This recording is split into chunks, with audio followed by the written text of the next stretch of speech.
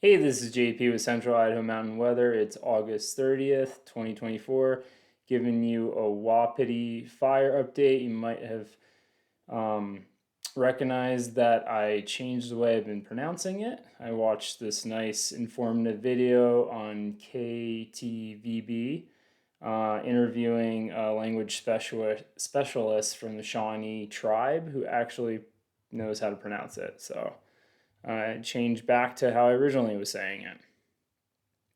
All right. If you're still enjoying this broadcast, we ask that you donate a one-time or a sustaining monthly membership to keep all the broadcasts coming. Thanks for all the donations coming in. Really appreciate it. Looking at the fire infrared map from yesterday, not too much growth. We are up to 92,000 acres. Yesterday we were at 89 1,700. So it's only about 2,500 acres of growth yesterday. On a fire this large, that's fairly small. And yeah, we were kind of listening to the fire behavior specialist, Glenn Lewis, talk about it. We were kind of just we're missing that wind. And that's why it's also so smoky out there. We haven't had any winds to push out all the smoke from the valley floor. I'm going to get into that more on my weather update in a different video. But getting into the fire, yesterday, starting around Iron Creek here. Let me pull up a map first. So they put a dozer line in, extended that down from Iron Creek around Goat Falls community down to about Meadow Creek, it looks like, protecting that area here. They also put in more dozer line around the spot fire. The spot fire is looking really good. You can see there's pretty much no heat on that thing, so they mopped that up yesterday, put a lot of water on it, and feel pretty good about that. Another big day for firing, so they put an indirect line in. That means they're putting a they backburn an area that's away from the fire's edge. So as this fire is moving towards this line here where they burnt out, they cause a small fire to burn all the understory, all the dead trees on the ground. They create fuel. They're just removing that. So by the time the fire gets there, it offers a little boundary and a little break. So hopefully it's not as intense and it won't be spot firing over here. And that line that they put in that kind of goes out this way, the dozer line, will be a backup plan and help have it push into the wilderness area here. And there is opportunity for it to work its way around in the wilderness, but there's a lot of rocky terrain up there which doesn't have fuel, so that's a spot where it can kind of just burn out. So that's the current tactic in that area. They burned up to if you've ever been to Stanley Lake, that intersection where you make a left towards Stanley Lake, or you can go straight towards Alpine Way and connect to, sorry, I said that wrong. The trail leading from Iron Creek up to Sawtooth Lake, make a left there, or you can go straight towards Stanley Lake. So they burned up to that area, which is the wilderness boundary.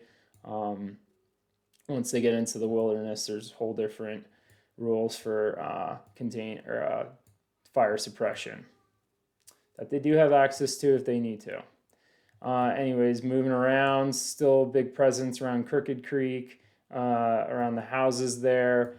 Stanley Lake, the campfire is being held. Unfortunately, all the dispersed camping looks like that's burning up. I don't know how hot it is, but it is burning. This fire out Valley Creek is hitting into previously burned area. So that's kind of not moving too much. The interior fire here that caused all that smoke a couple days ago, that's now just stuck in the valley. Hasn't been burning too much. Probably the most active growth, though, of the whole fire is still in here. They did a bunch of fire protection at the Boy Scout camp here. They have a bunch of hose laid, tanks, sprinkler system set up for if the fire turns up that direction. Bull Trout Lake, they did some back burning firing yesterday in this area to pull the fire and burn all the stuff from Highway 21 towards the fire, towards the lake. So that'll set up a nice little boundary area there. The fire is now progressing over this way to the northwest. There is a hot shot crew going into Martin Lake. I believe that might be this one here, where they had, I believe they previously had some fire lines put in right here during the bull trout fire. This is the bull trout fire. So they have a mixed line of hand line and dozer line likely that they put in there. All right, moving down towards Loman area. Just talk about the Bear Creek summer homes. So they still have some crews in there. They're feeling really good about this area. I think the heat has gone down quite a bit to the point where they're removing some resources from there. So that's good news for that community. If they're removing resources, it means they're likely feeling pretty good about that area not burning. Okay, working our way down. Zoom out a little bit. Got lost. Here we go. All right. Here's the Warm Springs airstrip. So they did some firing operations here yesterday. It's probably right here against this road. They are trying to square this off with the highway. So that just gives it that much more of a buffer. So the fire isn't going to come down towards the highway. You can see it's losing a lot of fuel. There's kind of more sparse trees over here. There's more fuels over here. But fire doesn't really like moving downhill unless it's got some wind pushing behind it. So that's good. Yesterday they also continued putting some more dozer line in. Around Two Ravens, it looked like there was some more lines in there. They got hand lines and dozer lines mixed in around 10 acts in Two Ravens area. The Sourdough area here, I'm not sure why that isn't coming up. Here we go. Sourdough area, they put in some sprinkler lines there yesterday, and we're checking out structures and doing some preliminary looks to see what they need to do if the fire chooses to move down that direction. Looking at the southwest edge, there was some fire that kind of started moving down this canyon yesterday into 10 Mile Creek.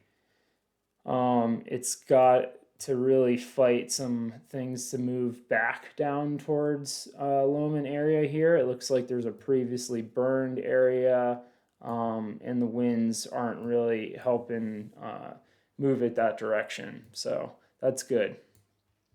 Looking at the Barren Creek area, the fire didn't really progress too much yesterday. Again, it's just lacking those winds. One important thing that I learned from the fire specialist, Glenn Lewis, was, when we have such thick smoke, it's eliminating that sunlight, and that sunlight is what really helps dry out and creates the fire to burn hotter. So we kind of removed that yesterday. So it's kind of a double-edged sword with the smoke. We don't really like breathing it when it's that hazardous, but it is helping with the fire, protecting it from not growing too much higher and allowing crews to put in more strategic areas to keep the fire from burning. So we're missing the heat, we're missing the winds. We still have pretty dry humidity. It's going to be like that the next couple of days. We're not going to see really things change until Sunday at the earliest, more like Monday and Tuesday when that next system comes through. And I'll do a separate broadcast on that.